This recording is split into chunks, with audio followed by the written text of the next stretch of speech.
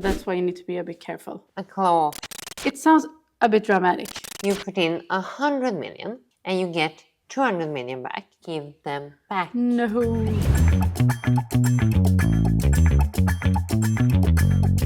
If you do not want to see other people get rich and you being left behind, this venture capital masterclass is for you. Whether you're seeking investments, or maybe you just want to work in venture capital, as many people want, or maybe you want to be a brilliant investor, we have a masterclass where we go through a lot of things that you need to know when entering the venture capital world. Yeah. And today we're going to talk about clawbacks. I mean, I think a lot of you heard about it, but how does it really work? And what is it? And what has to be triggered to use the clawback?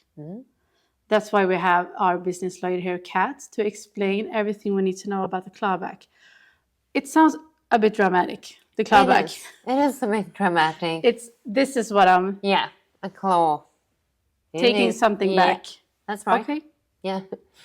So, it's most prominent in the US waterfall model, which we talked about in the last episode, which is where you get a deal-by-deal calculation of the waterfall, which means that you can get carried interest. We talked about you being a GP for Stellar Fund, right, Ida?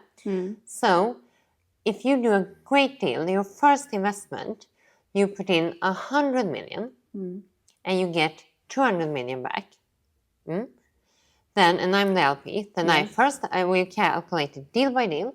Then I first get 100 back, because we only calculate on the deal, not the total sum of the VC fund. And then we have 100 left to split. So first we do a preferred return, then we do a catch-up, and then we do a full carry. And we end up with you getting 20% of those 100 proceeds. Me as a GP. Yeah. So that means you get 20 million. Yep. Thank you. But then the subsequent investments go sour. And in the end, when you close your fund, the end result is actually the total return of capital was 500 million. And the end result of the fund was actually 490 million. That means that return of the capital was a negative result, minus 10 million that you could not even give back to the LPs. So, those 20 million in carried interest that you got from that first amazing deal, I have to give them back. No. I want to call them back in the end of the fund's lifespan if I realize that you were entitled to exactly 0 carried interest. You got too much because you get that deal by deal early on calculation, but then the markets went haywire. We had COVID and everything went blank and there was no IPOs, no nothing. So you got too much carry. Then I want to claw it back.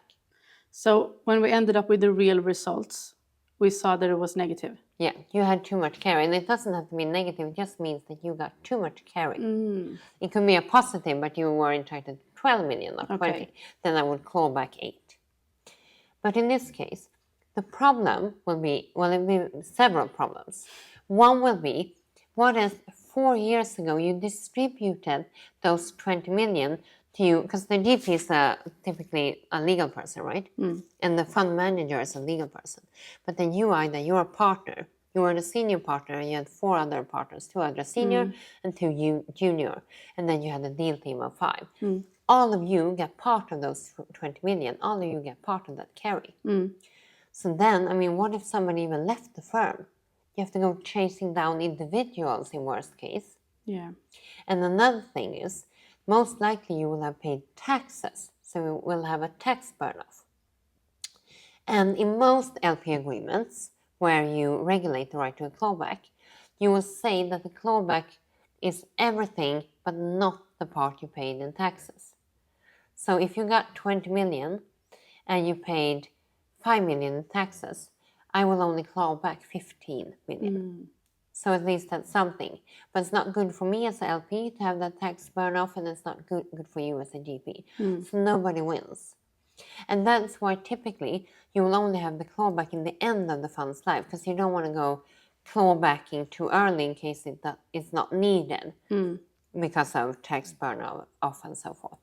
So that's part of the complexity. But the reason for the clawback is, of course, that it ensures fairness and that the distribution isn't disproportionate to you. Okay, so how can you how can you end up not having a clawback? I mean, do you need to not get as much paid in the beginning, or be careful with how much you pay out? If you have the European model, then you will calculate it on the fund as a whole. Then it will take longer for you to get the carry, but you will be sure that when you get the carry, I will have my return of capital and I will have my preferred hurdle rate, and we will do the split. Yeah. So then it will be easier to correct then. Yeah, it will be less of a chance that you have gotten too much carry. I mean, we can come up with a situation where it has happened, but typically no, that will be fine. So it can be years apart? Absolutely. Oh. The fund lifespan is 5 to 10 to even 12 years if it's prolonged. Okay, so that's why you need to be a bit careful. Yeah. Well, thank you. Thank you. This is so good knowledge. Keep educating yourself. And how do you do that? Yes, you like, subscribe, and share this channel to your network.